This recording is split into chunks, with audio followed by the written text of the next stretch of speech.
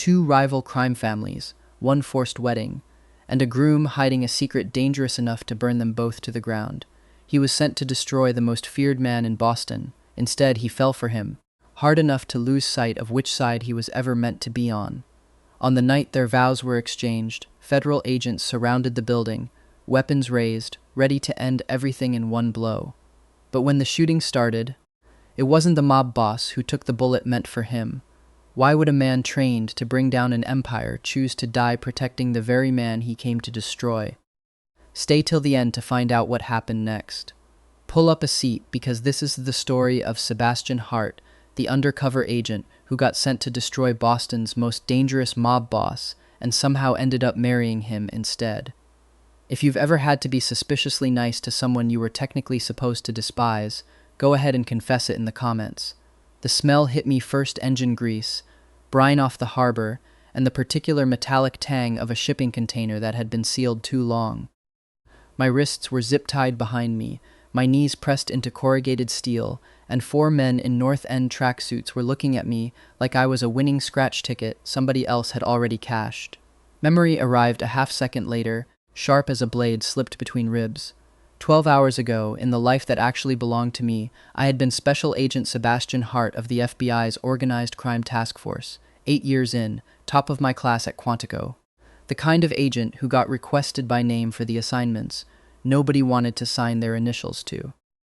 My last real memory was a stakeout outside a Dorchester pool hall, and a dog-eared paperback I'd been reading to kill the hours, something with a lurid cover and a title too embarrassing to say out loud. I must have dozed off somewhere around chapter 3, because I woke up inside it instead. In the body of a man who happened to share my exact name. I decided not to examine that coincidence too closely. Whatever cosmic filing clerk had slotted me into this story clearly hadn't been paying attention, and I wasn't about to file a complaint. I was Sebastian Hart, a different Sebastian Hart. 29 years old, boss of the Quinn crew, the last Irish-American outfit still holding the South Boston docks against the tide of the Moretti family's expansion. In the paperback this body belonged to, Sebastian Hart existed for exactly one purpose: to get captured in the opening chapters, tortured for information, and executed on page so the real hero of the story, some Moretti-aligned informant with cheekbones, could inherit his territory and his tragedy in one convenient afternoon. Correction. Not today. "Look who's up," said the man crouched in front of me, flicking open a folding knife with the kind of theatrical flourish you only learn from movies. "The great Sebastian Hart. Boss man's gonna love watching you bleed." I glanced at his knife hand, then at his grip, and I couldn't help myself. 8 years of habit doesn't die just because your zip code changed. "You're holding that wrong," I said. The man blinked. "What?" "Reverse grip on a blade that short is for stabbing, not cutting. You try to open my throat like that, you're going to slip and take off 2 of your own fingers. I've seen it happen. It's not pretty, and neither are you." His face went the color of raw liver. He raised the knife to teach me a lesson. He never got the chance. The zip tie gave way like it had been waiting for permission. Some instinct buried under this borrowed skin surged up through my spine, cold and familiar as an old service weapon, and my body moved before my brain finished deciding to let it. Duck. Pivot. Heel strike to the temple. The knife skittered across the container floor. 3 more men rushed me in the narrow space, and 3 more men found out, one at a time, exactly how much muscle memory a mob boss's body comes standard with. By the time the container door rolled open and afternoon light spilled in off the harbor, I was sitting on an overturned crate, knuckles split, 4 grown men zip-tied at my feet with their own cable ties, and I had absolutely no memory of learning to fight like that in either of my lives. I flexed my fingers, testing the borrowed body's reflexes the way you'd test a rental car cautiously, half expecting something to fail. Nothing did. Whatever Sebastian Hart had spent 29 years learning, my hands remembered every second of it, even if my mind hadn't been there for the lessons. It should have terrified me more than it did. Instead, there was something almost restful about it, like finding out the stranger's coat you'd been handed actually fit. I had exactly 4 minutes to sit with that thought before the paperback's actual plot came walking through the door to collect its scheduled victim. The man who filled the doorway did not look surprised. He looked interested, which was somehow worse. James Moretti, 29, boss of the Moretti family since he was 23, when he buried his father before either of them was ready. Boston's North End called him the January Frost not because he was cruel, but because he was cold in a way that never announced itself. It just settled into a room and stayed, and men who'd spent their whole lives in this business found themselves standing straighter without knowing why. He had a wool coat the color of wet slate, dark eyes that did a slow, unhurried inventory of the container, 4 unconscious men, one very calm rival boss perched on a crate like he owned the dock, and behind him, 20 soldiers fanned out in the harbor fog like a held breath. Nobody moved. Somewhere out on the water, a gull screamed and immediately regretted it. "Boss," said the man at Moretti's shoulder, "I think we walked into the wrong ambush." Milo Parker, 26, James Moretti's right hand, and the family's unofficial translator between terrifying crime lord and functioning human being. He wore exhaustion the way other men wore cologne. James's mouth curved, not quite a smile. "My mistake. I could have sworn we sent 4 men to grab one." "You did," I said, examining my split knuckles with polite interest. "I'd ask for a refund if I were you." The man on the floor nearest me groaned, spat blood, and managed. He put 3 of us down before the 4th even got his gun out. James Moretti looked at me for a long moment, not the look of a man deciding how to kill his rival, which is what the book had promised me, but the look of a man recalculating every assumption he'd walked in with. "Sebastian Hart," he said finally, like he was tasting the name. "You're smaller than the file said." "The file's wrong about a lot of things," I said, and meant it more than he could possibly know. They didn't kill me. That was strike 1 against everything the paperback had promised.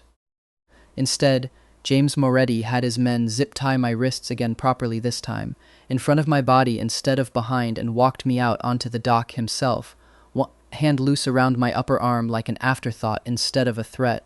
Behind us, his soldiers dragged their 4 unconscious brothers-in-arms toward a van, muttering about how the boss of the Quinn crew, apparently moonlit as a professional wrestler. The gash across my knuckles had opened wider somewhere in the fight, and I hadn't noticed until the cold harbor wind found it and made the sting catch up with the adrenaline all at once. I looked down at the thin red line welling along my first knuckle like it belonged to someone else's hand. James noticed before I did anything to hide it. He stopped walking, just stopped, in the middle of a fog-slicked pier lined with his own armed men, and looked at my hand like it had personally offended him. "You're bleeding on my dock," he said. "Occupational hazard of getting kidnapped." He didn't answer that. He reached into his coat and produced, of all things, a small first aid kit, the kind you'd expect in a glove compartment, not a mob boss's overcoat, and I would learn, much later and much too fondly, that he kept one in every vehicle and every jacket he owned, a habit from a childhood I didn't know about yet. "Give me your hand," he said, not a request. Also, somehow, not quite an order either. "You do know I run the outfit that's been stealing your shipments out of Conley Terminal for 2 years. "I'm aware." He took my hand anyway, turning my palm toward the gray afternoon light with the same unhurried attention he'd give a contract before he signed it. His hands were larger than mine, and warmer than I expected from a man who wore winter like a second coat. When the antiseptic touched the cut, I hissed, and his grip tightened not to hurt, just to hold me steady. "You're allowed to flinch," he said quietly, not looking up. "I won't think less of you for it." I almost laughed. Of all the things to say to a rival who had just watched me lay out 4 of his men bare-handed, that was the one that made the joke die somewhere behind my teeth.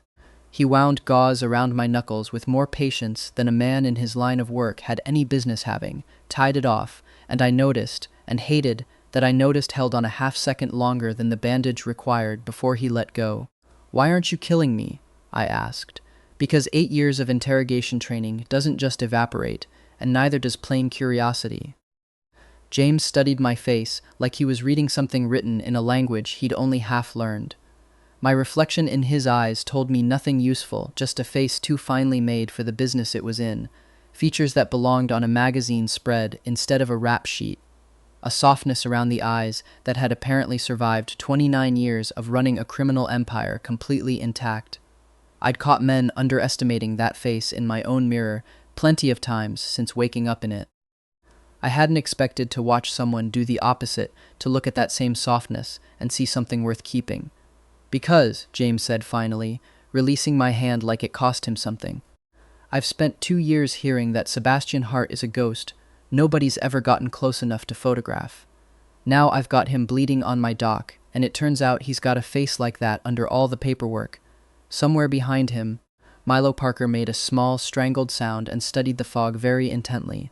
That's not an answer, I said. No, James agreed. It isn't. The wind off the harbor picked up, carrying the smell of low tide and diesel, and for a moment neither of us said anything at all.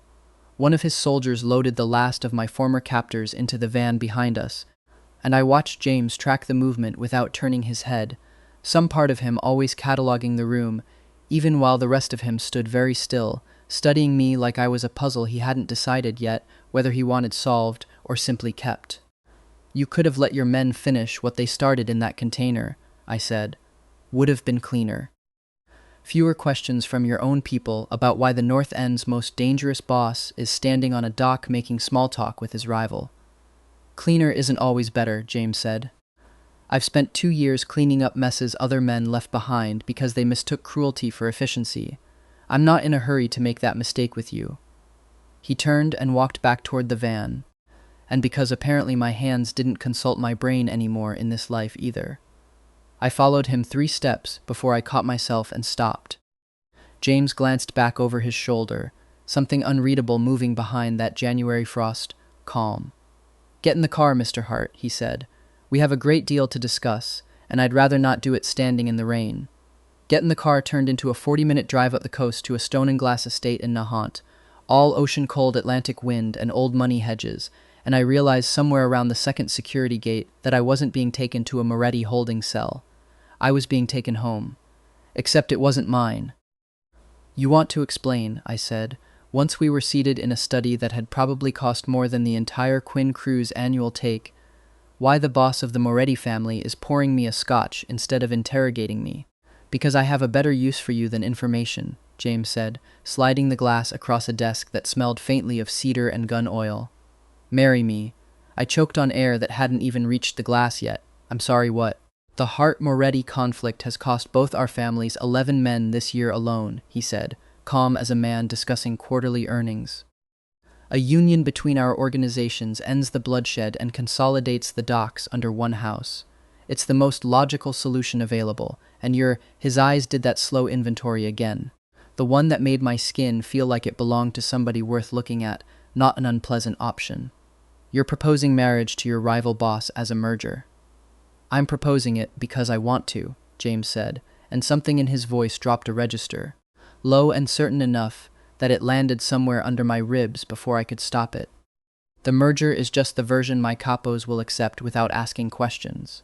I sat very still, running through every tactical option a hostage negotiator's training could offer, and arrived, humiliatingly, at none of them. And if I say no?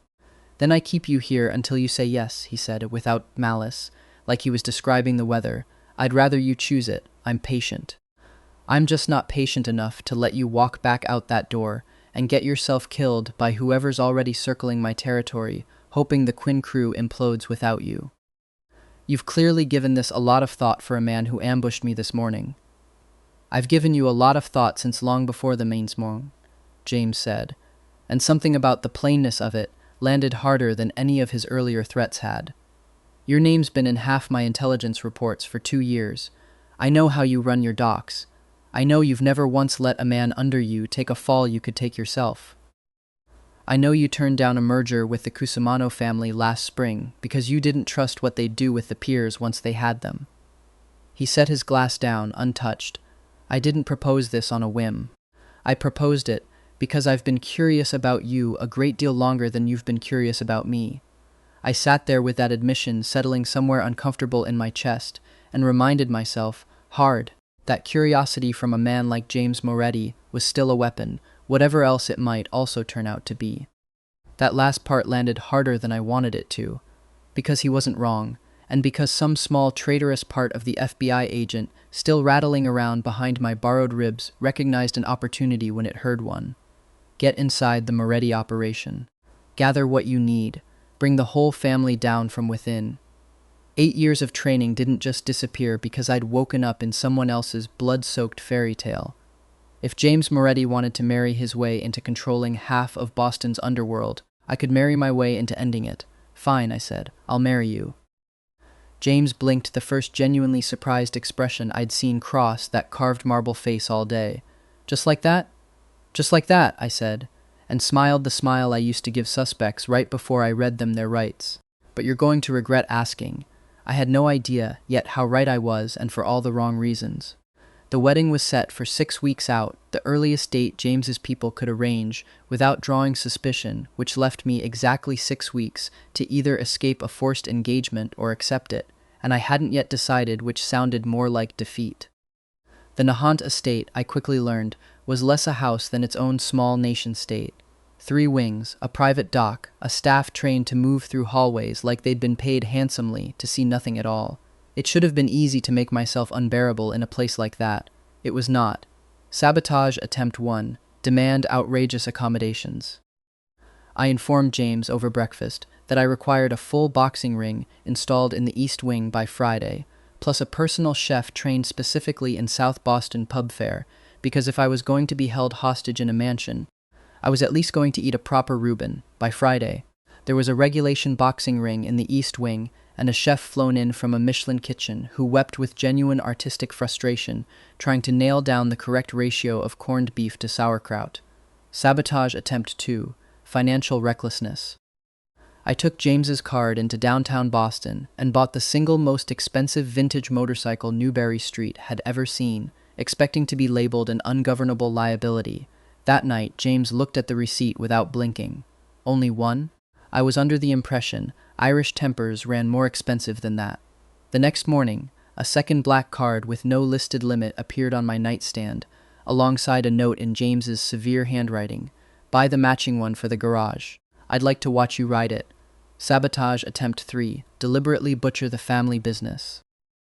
Over afternoon tea with James's grandmother, I mangled every piece of financial terminology I could think of, on purpose, loudly, hoping to be dismissed as an embarrassment beneath the family's dignity. Nana Isabella Moretti, 72, James's grandmother, the only living person who still calls him Giacomino and gets away with it, runs the family's soul the way other grandmothers run a church bake sale, with absolute cheerful, non-negotiable authority. She slapped her knee and cackled with delight. Finally, a house full of scheming wolves, and my grandson brings home someone who doesn't know a hedge fund from a hedge. Bellissimo. Giacomino found himself a treasure. I sat there internally combusting while she pinched my cheek.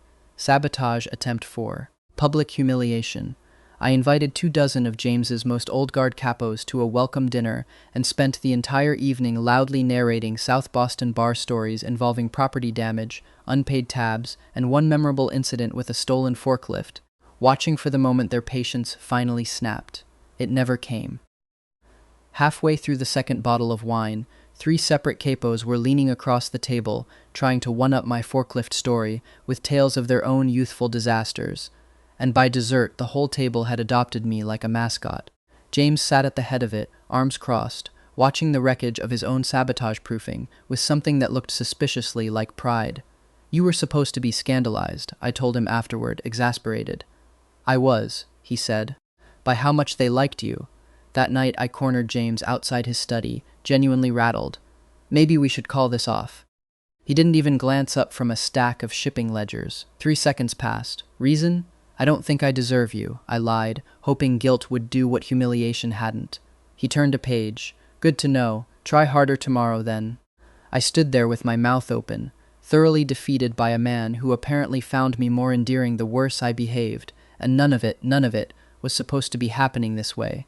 Jamie Collins, 31, Sebastian's foster cousin and second-in-command of the Quinn crew, raised in the same South Boston triple-decker after his own family fell apart. Smiles easily, resents easily too, and has been waiting a decade for Sebastian to slip so he can catch what falls. Jamie showed up at the Nahant estate a week into my engagement with a bottle of Jameson, and a look I recognized instantly from every interrogation room I'd ever worked, the look of a man rehearsing his story on the drive over. You just handed the whole crew to the Morettis, Jamie said, low, once we were alone by the boathouse. Some of the boys are asking who's actually running the docks while you're up here playing house. I'm still running the docks, Jamie. Are you? Not a question. Because it sounds a lot like you're being run. I let that sit, filed it away with the particular attention I'd once given confidential informants who talked slightly too fast, and said nothing else.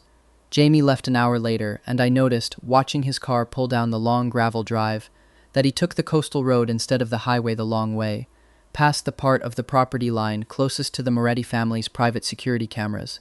I didn't know yet what that meant. I would. Before he left, Jamie had paused at the boathouse door, one hand on the frame, and looked back at me with an expression I couldn't quite place at the time, something between resentment and grief, like a man mourning a version of his life that had never actually existed. "You know I would have run the crew well," he said, "if it ever come to me instead. It never came to you because you've never once put anyone else's interest ahead of your own, Jamie. Not mine, not the crew's. And marrying the man who's been trying to bury us for 2 years, that's putting the crew first?" I didn't have a clean answer for that, not one I trusted myself to say out loud, so I let the silence answer for me. Jamie's mouth twisted into something that wasn't quite a smile, and he left without saying goodbye. That evening, the storm rolled in off the Atlantic fast enough to catch the estate's gardeners mid-shift, and I found myself out on the Widow's Walk, watching lightning fork silver over black water, wind cold and briny against my face. I didn't hear James come up behind me until his coat settled over my shoulders, unbidden, the way it seemed to happen more and more lately. "You'll catch cold," he said, close enough that I felt the words more than heard them. I like storms. That was true, in a way I couldn't fully explain to him yet. Something about the noise and the danger of it reminded me of a life I used to know how to survive, back when survival was the only skill that mattered. "They're honest," I added. "No pretending to be calm." He didn't answer right away. When I glanced over, he was watching me instead of the sky, something careful in his expression, almost afraid of itself. "Can I ask you something?" he said, "and you don't deflect for once." My chest tightened. "Depends on the question." I've stopped needing an explanation for what you can do with your hands, or why a man who claims to want out of this marriage keeps looking at me like that is the part he hasn't figured out how to escape. He tucked a strand of wind-loose hair back from my forehead, unhurried, like we had all the time in the world. "So why do you still talk like you're halfway out the door?" I could have deflected. I'd deflected everything else for 2 weeks. But something about the storm and the dark and the warmth of his coat, still holding his own heat, made the old excuses suddenly exhausting to carry. "Because everyone I've ever let myself need," I said quietly, "ends up a liability, mine or theirs. I don't know how to want something without planning the exit first." James was quiet a long moment, rain drumming steady against the Widow's Walk roof above us. Then, careful, like he was diffusing something instead of just talking, he said, "Then don't plan one. I'm not asking you to trust the whole world. I'm asking you to trust that I'm not going anywhere." His eyes dropped to my mouth. Just once, just barely, and my pulse did something humiliatingly undisciplined. For one suspended second, I thought he might close the last foot of distance between us entirely. Thunder cracked directly overhead, loud enough to rattle the glass doors, and the moment scattered like startled birds. "Go inside," he said finally, voice rough. "Before you actually do catch that cold." I went. But climbing back through the doors, I noticed he stayed out there another minute himself, coatless in the rain, like a man who needed the cold to talk some sense back into his own chest. I lay awake a long time that night, listening to the storm work itself out over the Atlantic, replaying the half-second before the thunder broke the exact angle of his eyes, the particular way his hand had gone still against my hair, like he'd caught himself doing something he hadn't given himself permission for. Somewhere around 2 in the morning, I gave up pretending I was going to sleep and went to stand at my bedroom window instead, watching the last of the lightning flicker out over the water, and admitted to the dark, quietly, that some part of me had wanted him to close that last foot of distance. Wanted it badly enough that the wanting itself felt like the first real crack in a plan I'd built to survive, not to feel anything at all. I didn't examine that thought any further. I wasn't ready to yet, and some part of me suspected I wouldn't be for a while. Lucas Foster, 28, Sebastian's ex from 3 years before the story starts, charming, chronically broke, allergic to consequences. Once emptied a joint account before vanishing for 18 months, and has apparently decided this is the week to reappear. He showed up at the estate's front gate on a Tuesday morning in a white suit that had clearly cost more than his rent, gelled hair catching too much sunlight, wearing the theatrical grief of a man who'd rehearsed this in a mirror. "Sebastian," he said, reaching for my hand like he had any claim to it at all. "I heard what that man's doing to you. Leave with me. I'll take care of you." I stepped back. "Take care of me with what money exactly?" he faltered. "Our history." "3 questions," I said, holding up a hand. "1, do you have as much money as James Moretti?" Silence. "2, can you fight like he can?" His jaw tightened. 3, and this one matters most, are you half as good-looking as he is? Lucas's mouth opened and closed with nothing behind it. "No looks, no money, no muscle," I said, ticking each off a finger. "What exactly gave you the confidence to think I'd trade a mob boss for you? Delusion, or just poor math?" He went red, stepped closer with his teeth bared, and stopped dead as the temperature around us dropped 10 degrees. James materialized the way weather changes, unhurried, lethal, already between us before I'd registered him moving.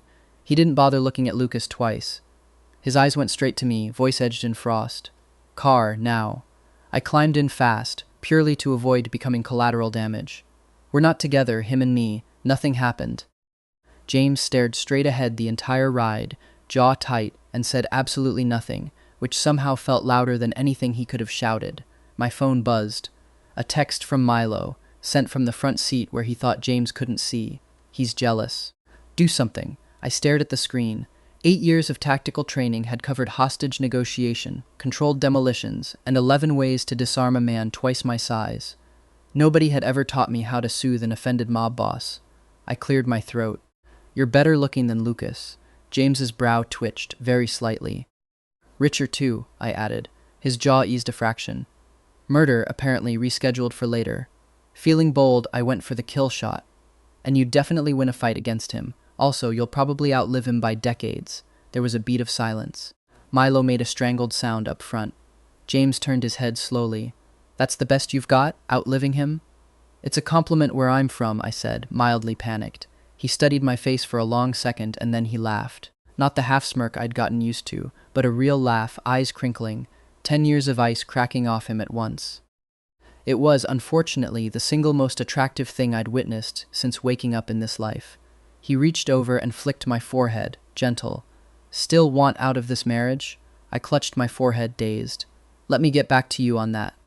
Later that night, after Milo had gone home and the house had gone quiet, I found James in the kitchen, sleeves still rolled from the drive, methodically icing a bruise on his own knuckles that I was fairly certain hadn't been there before we left the estate. "You hit him," I said, "after you told me not to make a scene." I didn't make a scene. I had a private word with Mr. Foster on my way past his car. "James." "He won't be showing up at my gates again," James said, unbothered, like this settled the matter entirely. "I don't particularly care whether you loved him once. I care that he thought he could stand on my property and make you feel small in front of me." He glanced up, something almost embarrassed crossing his face for the first time since I'd known him. It bothered me more than it should have. I'm not used to that. I sat down across from him, watching ice melt slow over his knuckles, and didn't have a smart answer ready for once in either of my 2 lives. Here's the part I hadn't told James, hadn't told Milo, hadn't told anyone in either of my 2 lives. I'd found a way to reach the outside world. A burner phone, smuggled in through a fish delivery I'd bribed a dock worker to arrange, connected to exactly one contact, a name I remembered from a life that technically hadn't happened yet in this one, but that some instinct insisted I dial anyway. Alexander Reed, late 30s, my former partner in a life I could no longer fully explain to anyone. Present in this world too, working organized crime out of the Boston field office, same badge, same bureau, just a different case number than the one I used to carry. Sharp, methodical, and I would only learn much later allergic to loose ends in ways that should have worried me from the first ring. "You're telling me," Reed said, voice tight with disbelief over a connection that crackled like it was routed through half the eastern seaboard, "that Sebastian Hart is willingly marrying James Moretti.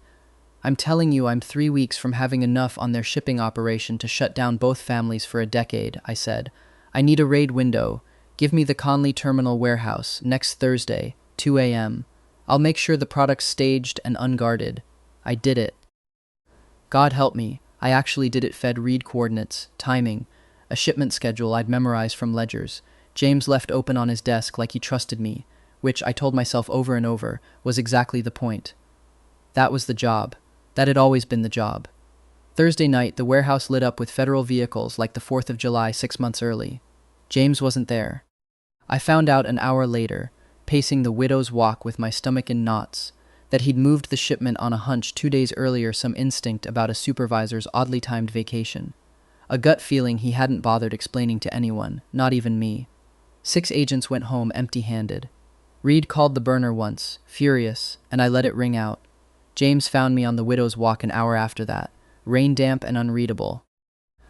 "Someone tipped off the feds about Conley Terminal," he said, watching my face with the particular stillness of a man reading a hand of cards he already suspected were marked. "Moved the shipment myself, or we'd have lost the whole quarter's product." My pulse hammered so loud I was certain he could hear it over the wind. Lucky guess. I don't believe in luck. He studied me another long moment, long enough that I started composing what I'd say when he finally connected the dots. Started calculating exits I already knew this estate didn't have. Then, quietly, "Whoever it was, I'm glad they didn't get you caught in it." He walked away without another word, and I stood there in the wind, shaking, not from cold, and understood with sick, dawning clarity that some part of me had been more afraid of him finding out than of the operation failing. That should have told me something. It did. I just wasn't ready to listen yet. I still called Reed back, 3 days later, because some stubborn part of me refused to admit the job had stopped feeling like the job.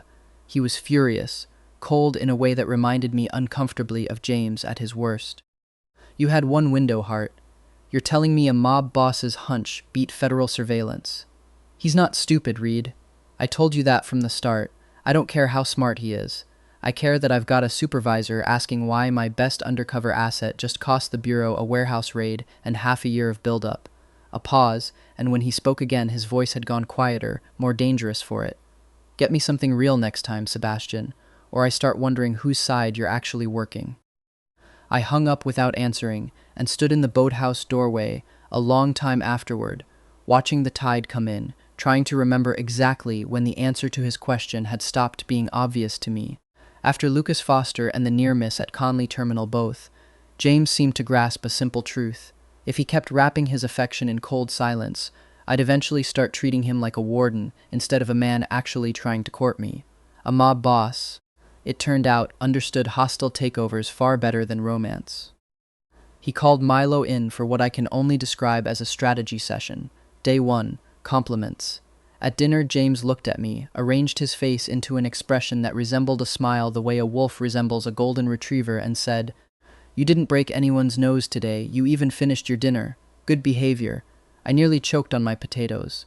Day 2, gifts. I woke to find a stack of paperwork on my nightstand, deeds to 2 properties on the South Boston waterfront, transfer papers for a garage full of motorcycles, keys to a boat slip at the marina. "You call this a small gift?" I asked, carrying the whole stack downstairs. "You don't like it?" I'm deciding whether to celebrate or call an accountant before the IRS finds both of us. Day 3, making me feel safe. I asked to run into town for groceries. The moment I stepped outside, 10 bodyguards in identical black suits fell into formation behind me like a marching band, assembling for a parade I hadn't agreed to lead. I turned left. 10 men turned left. An entire Stop and Shop stared at me like I'd wandered in off a movie set. I called James, seething, standing in the cereal aisle. "You've turned me into a video game boss fight. I can't buy toothpaste without a security detail." His courtship campaign, in short, collapsed spectacularly, and Nana Isabella finally had enough of watching, hauling him into the study for a proper scolding I overheard through the door. "You're courting a person, Giacomino, not acquiring a company. Just tell him you like him. Is your mouth only good for eating?" That evening, I was sprawled on the couch, half watching a movie, when James came downstairs in a black shirt with the sleeves rolled, top button undone, looking dangerously handsome and unusually serious. He stopped in front of me, spine straight like he was standing for inspection. "Did we get robbed?" I asked. He took a slow breath, hands in his pockets, and used the same low, commanding voice he apparently reserved for issuing orders that ended men's careers. "Sebastian Hart, I'm giving you one opportunity. To survive one of your men's broken arms," his gaze locked on mine, unflinching. "The opportunity to like me." I nearly choked on nothing at all. From the hallway, Milo audibly face-palmed, and somewhere behind the curtains, Nana Isabella was clearly listening with a wooden spoon at the ready in case reinforcements were needed. "That's it?" I managed, once I'd recovered enough to speak. "That's your grand declaration? One opportunity to like me?" I had a longer speech, James admitted, some of the starch going out of his shoulders now that the worst of it was over. Milo helped me write it. It had a metaphor about the harbor in it. What happened to the metaphor? I forgot it the second you looked up at me like that. He crossed the last few feet between us and sat down beside me on the couch, close enough that his knee pressed warm against mine, close enough that I could smell rain and cedar and something underneath that I'd stopped pretending not to notice weeks ago. "So, am I going to need the metaphor, or was this enough?" I looked at him, really looked, the way you look at a suspect when you finally stopped believing the story you told yourself about who they were and found, to my own considerable alarm that I didn't want to lie to him anymore about the answer. "It was enough," I said quietly. "It's been enough for a while now, I just didn't want to admit it." Something in James's face went soft in a way I hadn't seen since the photograph I didn't know about yet, sitting locked in a drawer down the hall. "Good," he said, voice rough. "Because I don't think I know how to stop." Enzo Moretti, 56, James's uncle, who has believed the family belongs to him since before James could walk, smiles with his mouth. His eyes never join in. Enzo called a shareholders' meeting 3 weeks before the wedding date. Senior capos filling the long table like a jury already leaning toward conviction. He slapped a custom seizure report onto the wood. 30 million in product, gone. Seized off the Amalia Rose out of Gloucester Harbor, Enzo said. And our boss is too busy playing house with a Southeast Street thug to run this family properly. The room tensed, a dozen older men shifting almost imperceptibly, the air thick with the specific anticipation of people waiting to watch a leader stumble. James flicked his lighter open and shut, saying nothing, though I caught the muscle ticking once along his jaw. I glanced at the shipping route, glowing on the projector screen, then at the timestamp stamped along the bottom, and something in the pattern snagged like a loose thread catching on a sleeve. I couldn't help it. 8 years of pattern recognition doesn't switch off just because you switched sides.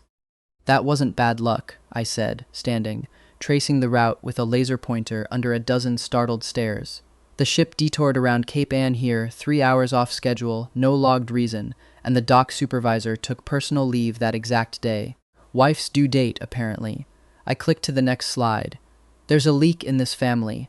Someone fed the route and the timing straight to customs. Check the supervisor's bank records and his calls over the last 3 days. That's where it starts." Enzo went pale, the supervisor answered to him. An old capo studied me like I'd grown a second head. Where does a Southie kid learn to read a shipping manifest like that? I shrugged, clicking off the pointer. Crime procedurals. 8 o'clock reruns. You people really don't watch enough television. Milo, pouring water nearby, nearly choked. James snapped his lighter shut, mouth curving with open, unguarded pride he didn't bother hiding from the room. By the next morning, word had rewritten itself across the family. James Moretti's fiancée wasn't a pretty accessory bought for peace between 2 warring houses. He had teeth. And for the first time since I'd woken up in this life, I felt something dangerously close to belonging in a room I was actively trying to bring down. That feeling followed me around for days afterward, unwelcome and impossible to shake, the way a splinter works its way deeper the more you try to ignore it. I'd spent 2 lives now learning how to read a room full of dangerous men and find the one exit that mattered. I'd never once had to learn how to sit inside a room like that and want to stay. James found me on the estate's dock that evening, watching the lights of the harbor come up one by one against the dark. He didn't say anything at first, just stood beside me, close enough that our shoulders nearly touched, and let the silence do the kind of talking neither of us seemed to manage well out loud. "You handled Enzo's play better than half my capos would have," he said eventually. "I got lucky. Wrong timestamp, wrong day off. It could have been nothing." "It wasn't nothing, it was you." He glanced over, something quiet and searching in his face. "You keep telling me you don't belong in this family, Sebastian. You might want to stop, before somebody who's paying attention starts believing you actually mean it." I didn't have an answer for that either. I was starting to suspect I was running out of them. Enzo Moretti, watching his coup collapse under the weight of one shipping manifest, went for the only lever he had left my own house. Jamie Collins had been feeding him information for weeks, I learned, through a recording Milo delivered to my phone one gray Tuesday afternoon. Jamie's voice, syrupy with ambition, addressing Enzo directly. Don't worry, Sebastian's soft now, married off and distracted. Give me the docs after you take the family, and the Quinn crew won't lift a finger. I listened to the whole thing twice, then set the phone down and stretched until my joints popped. The curtain was falling on this particular act, time to close the net for real. James and I staged it together, and it was, I'll admit, the closest thing to a real conversation about us we'd had, planning a public collapse of the very thing we'd both quietly stopped pretending to resent. In the middle of the Nahant Estate's main hall, in front of every staff member and every one of Enzo's planted spies, I hurled a couch cushion at James's head and shouted loud enough to wake the whole North Shore. You never respected me. I'm done, James. I'm going back to South Boston, where people actually listen to me. James caught the cushion, arranged his face into something appropriately cruel. Leave then. Don't bother coming back. I stormed out with a packed bag full of, embarrassingly, mostly snacks, past the gates in full view of the staff. Word that James Moretti and his fiancée had split, publicly and permanently, tore through Boston's underworld by dinner time. Enzo celebrated with champagne. Jamie booked a celebratory dinner at the North End's most expensive table, already tasting a future he hadn't earned. While they toasted an imaginary victory, I sat in a South Boston safe house, texting James under a table. Was I convincing? Very convincing, he wrote back. I didn't enjoy hearing you say you don't like me, though. It was acting. You're a bad actor, then. Didn't buy a word of it. 2 nights later, a soft knock hit the safe house's second-floor window. I peeled back the curtain to find a very large, very familiar silhouette crouched on the fire escape, holding a steaming takeout bag like it was the most reasonable delivery method in the world. James, are you insane? This is South Boston. My own guys have this block wired. Cameras cover the front door and the alley, he said, already unpacking containers, unbothered. The fire escape's the only blind spot. For a chance to see you, a little risk hardly registers. Heat crawled up my face before I could stop it. Weeks ago, this man could barely string together a sincere sentence. Now every word landed like it had been aimed on purpose, and I loved how thoroughly he'd figured out where to hit. Enzo's reconciliation dinner, thrown a week later at a downtown hotel ballroom to smooth over recent tensions, was in reality a stage built to bury James for good, dressed up in white tablecloths so nobody would notice the knife until it was already in. I walked into that ballroom in a suit that cost more than Jamie's entire life savings, and when Enzo tried to spin the room against James one final time, I pulled up the recording and cast it straight onto the main screen. Jamie's ambition and Enzo's oily instructions rang out over the string quartet, laid bare for the whole North End to hear. The room went white. Enzo went ashen, then furious. Fabrication, he spat. This is fabricated. The doors burst open. James strode in with his security detail, presence flattening the room, and crossed straight to my side, gripping my hand like a declaration nobody in that ballroom could misread. Tell me, Uncle, James said, voice carrying to every corner. Who gave you the right to plot against the family you claim to love more than I do? Enzo was in federal custody by that night. Alongside a mountain of embezzlement evidence James's people had been quietly assembling for months. Jamie Altons, cornered and desperate, tried to flip on everyone in the room at once, and succeeded only in convincing the Quinn crew's remaining lieutenants that his ambitions had never been worth following in the first place. I sat back down, pulled a fork through a slice of untouched cake, and let myself for one unguarded moment actually enjoy the win. It didn't last. 2 nights later, alone in the boathouse office with a burner phone I'd promised myself I'd stop needing, I found a single unread message waiting from a number I hadn't used in weeks. Wedding's public record now. Federal permits, guest list, security schedule all filed with the city. You handed us the easiest target of your whole career, Hart, and you didn't even mean to. I sat with that message a long time, the boathouse creaking softly around me, and understood with a cold, sinking certainty that I had run out of ways to keep my 2 lives from colliding. Somewhere out past the harbor lights, Alexander Reed was already building a case, and I had no idea yet how much of my own carelessness he intended to use against the one thing in either life I'd actually managed to want without an exit plan attached. I deleted the message and didn't sleep at all that night.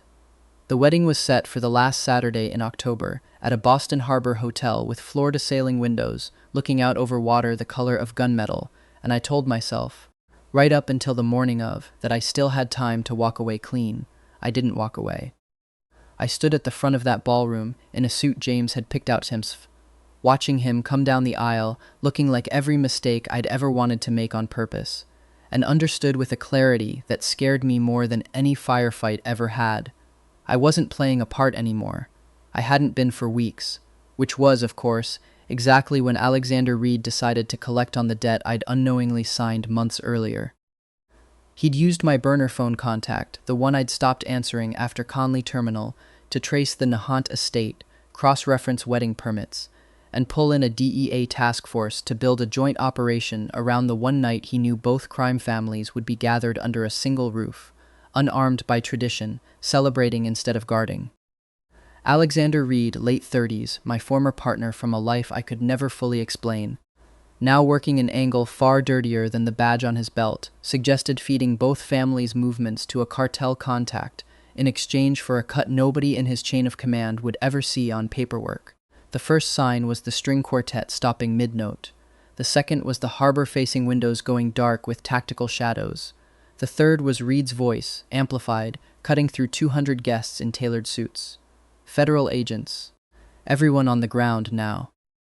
The ballroom detonated into chaos. Moretti soldiers, reaching for weapons they weren't supposed to have brought. Agents flooding through every exit. Nonna Isabella screaming something in Italian that was probably a curse older than the building itself. James grabbed my wrist, already moving toward the kitchen exit his security detail had scouted as a fallback weeks ago, and I felt every instinct from my other life scream at me to let him go, to stay, to finish the job I'd started this whole story trying to do. I didn't let go. I ran with him. We almost made it. We were 20 feet from the loading dock, Milo already waving the getaway car forward, when Reed rounded the corner personally, weapon raised, aimed dead center at James's back. I didn't think. I didn't calculate an exit, didn't run a threat assessment, didn't do any of the 8 years of training that should have kicked in first. I threw myself in front of him. The impact spun me half around, fire tearing through my shoulder, and I hit the concrete hard enough to see white. James's voice came from very far away, saying my name like it was the only word left in either of our two lives, and the last thing I registered before the world tunneled down to a point of pure white pain was his hands, shaking, pressing down over the wound like pressure alone could keep me from leaving him. Go, I managed, blood slick and stupid with adrenaline. Go, James, I'm not worth the whole family. You're worth more than the family, he said, voice breaking on every word, and picked me up like I weighed nothing at all and ran. The world came back in pieces. After that, the jolt of the car over a curb, sirens fading behind us instead of ahead, the particular quality of James's breathing when he thought I couldn't hear him trying to keep it steady. I remember the smell of leather and copper, his coat pressed hard against my shoulder, his voice low and constant in my ear the whole ride, not saying anything in particular, just talking. The way you talk to someone you're afraid of losing the second you stop. I remember thinking, somewhere in the fog of blood loss and adrenaline, that I had spent 2 entire lifetimes convinced that wanting something meant planning how to survive losing it, and that for the first time in either of them, lying bleeding across the back seat of a stolen car with James Moretti's hand shaking against my shoulder, I hadn't once thought about the exit. I woke up 2 days later in a converted boathouse somewhere north of the city, shoulder stitched by a doctor who didn't ask questions because James had apparently paid him enough to lose the ability to remember faces. Milo sat by the door, looking like he hadn't slept since the wedding. How bad? I asked, throat raw. Bad, Milo said. Reed's operation got Enzo's remaining loyalists and a dozen soldiers who didn't run fast enough. James's face is all over federal wire now. The Quinn crews scattered Jamie's cooperating with prosecutors to save his own skin, which means everyone who ever worked under you is a target too. He hesitated. And you took a federal agent's bullet protecting a mob boss on his own wedding day, which means there's no version of your old life left standing either.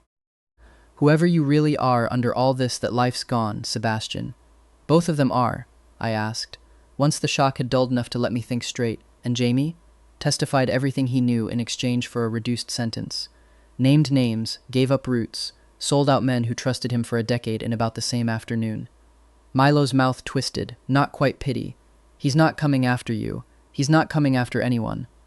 Wherever the marshals put him when this is over, it won't be anywhere near either of us again. I let that settle, the last loose thread of my old life quietly cut, and found I didn't feel triumph over it the way I once might have. Just a tired, distant sadness for a man who'd spent a decade waiting for a crown that was never going to fit him, and had finally burned down the one family that would have kept him anyway. James came in as Milo finished, and the look on his face, raw, unguarded, entirely without the January frost that had defined him since the day I met him, told me he already knew what I was about to say before I said it. "I can't go back to being an agent," I said quietly. "Even if any part of that was ever real, I burned it the second I put myself between you and that bullet, and you can't rebuild the Moretti family from a boathouse with half your capos in federal custody." "No," James agreed, "I can't, so we don't rebuild anything." I reached for his hand, wincing at the pull in my shoulder, and found his fingers already there to meet mine halfway. "We disappear, both names, both lives, completely." James was quiet a long moment, thumb tracing slow circles over my knuckles, the same knuckles he'd bandaged on a dock in the fog, a lifetime and a whole undercover operation ago. I could see him doing what he always did, turning the problem over methodically, looking for the angle nobody else had considered, except this time the problem wasn't a rival shipment or a leak in the family. The problem was simply, what do we want now that nothing is chasing us toward an answer? "Where," he said finally, "does a Boston mob boss and an ex-federal agent go to become nobody at all?" I thought about it, really thought, for the first time in months, about what I wanted instead of what either version of my life had demanded of me, and felt something loosen in my chest that had been clenched tight since a stakeout and a paperback novel, and a life that used to make sense. "Somewhere with good food," I said, "bad karaoke, and absolutely no extradition treaty worth the paperwork." James almost smiled. "Almost. You have somewhere specific in mind." "Seoul," I said, "or somewhere small on the coast past it. I don't care which, as long as it's with you." He kissed my knuckles, gentle, like he was closing a wound the stitches couldn't reach. "Then Seoul," he said. "Sebastian and James. Nobody at all. It took another 6 weeks to actually get us there, 6 weeks of Milo quietly unwinding what could be unwound without drawing attention, of James signing away pieces of an empire his father and grandfather had spent decades building, one shell company at a time, to men who would never know whose signature they were really erasing. I spent most of those weeks learning to walk again without pulling my stitches, and the rest of them learning something harder. How to let a life end without mourning it the way I'd once assumed I would. The strange part was how little I missed it. Not the badge, not the case file with my old name on it, gathering dust in a Boston field office somewhere, not even the docs I'd fought 2 years to hold on to. I missed exactly one thing from either of my old lives, and he was sitting across from me on a red-eye out of Toronto, holding my hand like it was the only cargo either of us had bothered to save. "Regrets?" James asked, somewhere over the Pacific, watching me instead of the in-flight map. "One," I admitted. "I never did get to settle things with Reed myself." James's mouth curved the first real smile I'd seen from him since the wedding that wasn't. "We could circle back for that." "Absolutely not. We are never circling back for anything, ever again, as long as we live." "Fair," he said, and laced his fingers through mine, and didn't let go for the rest of the flight. Yangyang County, South Korea, 18 months later. The first thing you should know is that James Moretti, Jimmy Han, according to the very convincing paperwork Milo arranged for us, before he retired to somewhere warm and untraceable himself, cannot make kimchi to save his life, or mine, or the life of the small orange cat who's adopted our porch and judges him for it daily.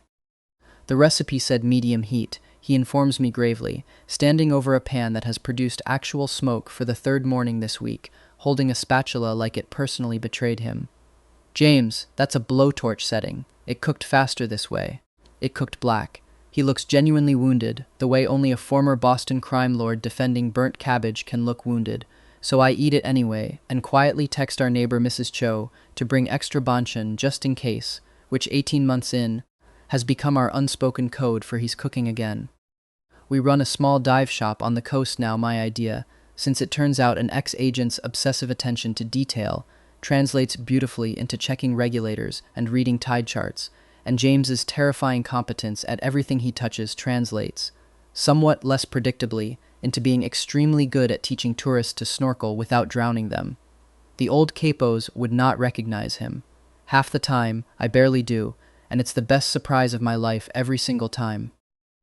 Milo visits twice a year, always unannounced, always with a duffel bag full of contraband peanut butter, because he insists correctly that we cannot get a decent jar of it anywhere within 50 miles. He's never once said exactly where he settled after everything wound down, which I've come to understand is simply how a man who spent a decade translating between terrifying and human prefers to live now. Comfortably vague, deeply relaxed, and thoroughly done with anyone's business but his own. "You two look disgustingly happy," he announced on his last visit, watching James attempt, and fail, to fillet a fish with the same focused intensity he used to bring to reviewing shipping manifests. "It's honestly a little hard to watch." "You could try it sometime," I told him. "Absolutely not. I did my emotional labor for this decade already, translating for the two of you." He nodded at James, who had just sworn softly in Italian at the fish. "Speaking of, does he know yet that he's saying that wrong?" "Which part?" "All of it." "He's been mangling that curse for 18 months, and nobody's corrected him, because it's the funniest thing any of us have witnessed since the wedding almost got us all arrested. I did not, in the end, correct him either. Some traditions are worth preserving. The cat, we named her Enzo out of pure spite, and she has never once let James pet her bit him again yesterday for the 4th time this month. She senses weakness," he said darkly, nursing the scratch while I laughed into a dish towel. "She senses that you smell like sunscreen and threats and doesn't care." But I caught him on the porch at midnight 2 nights later, quietly offering Enzo little pieces of grilled fish, murmuring bribes in a low, coaxing voice he never uses for anyone but me. When he noticed me watching from the doorway, he froze like a man caught mid-heist.